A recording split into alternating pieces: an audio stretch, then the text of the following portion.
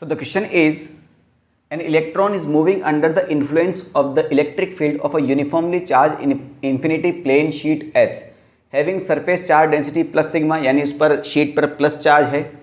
The electron at t is equal to 0 it at a distance of 1 meter from S and has a speed of 1 meter per second. तो थोड़ा बहुत अनुमान तो हमें लगा है कि ये कोई शीट है और ये प्लस सिग्मा दिया हुआ है, यानी इसके ऊपर पॉजिटिव चार्ज है.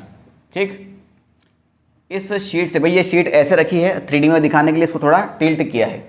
इस शीट से 1 मीटर डिस्टेंस दूर, यहाँ से 1 मीटर दूर कोई इलेक्ट्रॉन है.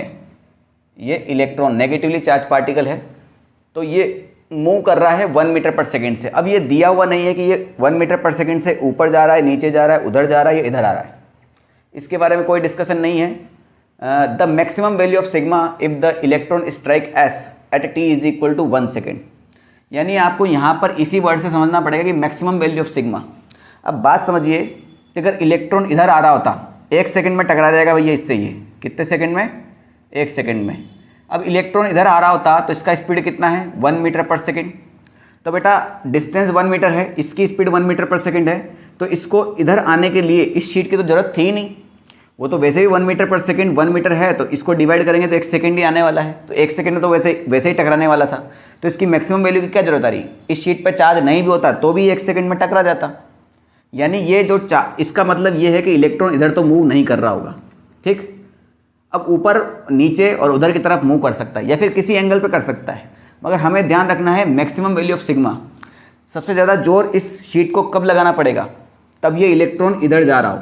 जब ये इलेक्ट्रॉन उधर जा रहा होगा तब शीट क्या करेगा, इसको अपनी तरफ अट्रैक्ट करेगा. तो सबसे ज़्यादा मैक्सिमम पावर, मतलब मैक्सिमम स्ट्रेंथ से इसको खींचने के लिए इसको उधर ही जाना पड़ेगा. मतलब समझ रहे हो बात को मेरी, ये इलेक्ट्रॉन उधर जाता तभी इसको मैक्सिमम स्ट्रेंथ अपनी यूज़ करनी पड़ेगी इसको 1 सेकेंड में इधर खींचने के लिए. बस ये कहना चाह रहे हैं. तो पहली बात तो इस वर्ड से ये पता चला आपको कि इलेक्ट्रॉन उधर जा रहा है और उसकी स्पीड कितनी है भैया, 1 मीटर पर सेकेंड.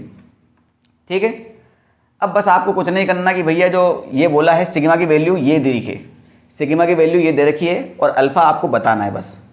तो बाकी ये सब चीज़ें आएगी उसमें. तो क्या होगा भैया, देखो यहाँ पर ये इलेक्ट्रॉन किसकी वजह से अंदर आएगा, इलेक्ट्रोस्टैटिक फोर्स की वजह से. और इलेक्ट्रोस्टैटिक फोर्स क्या होगा, या तो KQ1 Q2 बाई R², वो तो यहाँ लगने वाला है नहीं. अगर सिग्मा वगैरह दिया हुआ है तो ऑब्वियस सी बात है F is equal to Q ही लगेगा. तो यहाँ पर जो फोर्स लगने वाला है वो लगने वाला है F is equal to q. तो फोर्स चार्ज है हमारा इलेक्ट्रॉन. ठीक, और इलेक्ट्रिक फील्ड इसकी वजह से कितना होता है बेटा, किसी भी डिस्टेंस पर फर्क नहीं पड़ता वो 1 मीटर दूर है या 100 मीटर दूर है, किसी शीट की वजह से इलेक्ट्रिक फील्ड कितना होता है, sigma divide by 2 epsilon not, एक शीट की वजह से. तो ये हो जाएगा आपका sigma divide by 2 epsilon not. इसमें कोई डाउट नहीं. हमें एक्सेलरेशन निकालना है तो फोर्स की जगह हम मास इंटू एक्सेलरेशन लिखेंगे. यहाँ हमने लिखा मास इंटू एक्सेलरेशन, तो मास को अगर मैं यहाँ से नीचे लेके चला गया तो ये आ जाएगा मेरे पास एक्सेलरेशन. किसका, इस इलेक्ट्रॉन का. ठीक है, बात समझ में आई. तो बेटा ये एक्सेलरेशन होगा या रिटार्डेशन होगा, ये पॉजिटिव है, इसको अपनी तरफ खींच रहा है नेगेटिव को, तो भी सी बात है ये रिटार्डेशन होगा. यानी एक्सेलरेशन जो आप रिटार्डेशन को बोल सकते हैं हम minus e sigma divide by 2m epsilon not. एक बात तो क्लियर हुई. ठीक, अब आपको टाइम दे रखा है, डिस्टेंस दे रखा है, उसका एक्सेलरेशन भी आपको पता चल गया, इनिशियल स्पीड आपको पता है. तो ऑब्वियसली बात है यहाँ पर क्या लगने वाला है, equation of motion. Distance, time, initial speed, acceleration, ये कौन सी इक्वेशन में दी जाती है, सेकंड इक्वेशन ऑफ मोशन में. तो आपका सेकंड इक्वेशन ऑफ मोशन लग जाएगा S is equal to u t plus half AT².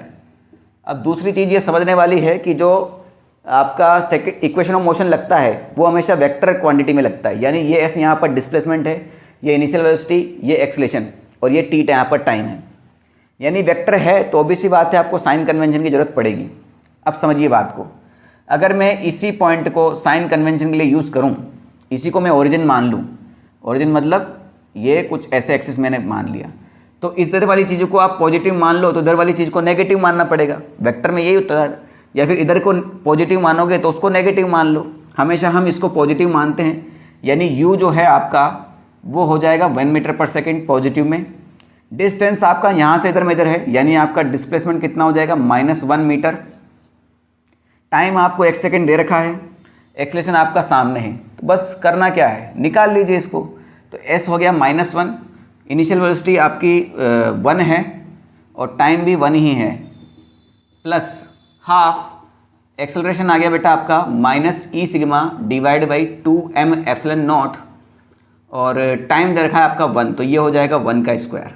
तो बेटा ये -1 और ये भी 1 होगा, ये 1 इधर आया तो ये हो जाएगा -2 is equal to minus e sigma divide by 4m epsilon naught, यही होगा ना। माइनस से माइनस ख़त्म हो गया, मुझे सिग्मा की वैल्यू चाहिए तो सारी चीज़ें इधर लेके आ जाऊँ। मुझे चाहिए सिग्मा की वैल्यू, तो सिग्मा को उधर रखेंगे 2 × 4 ये 8 आ जाएगा यहाँ पर m epsilon naught divide by E, और इसका एसेंट होता है बेटा कूलाम पर मीटर स्क्वायर। इसको उससे कंपेयर किया तो आपका अल्फ़ा की जगह क्या आ रहा है 8 आ रहा है, और यही आपका करेक्ट आंसर है। ठीक है।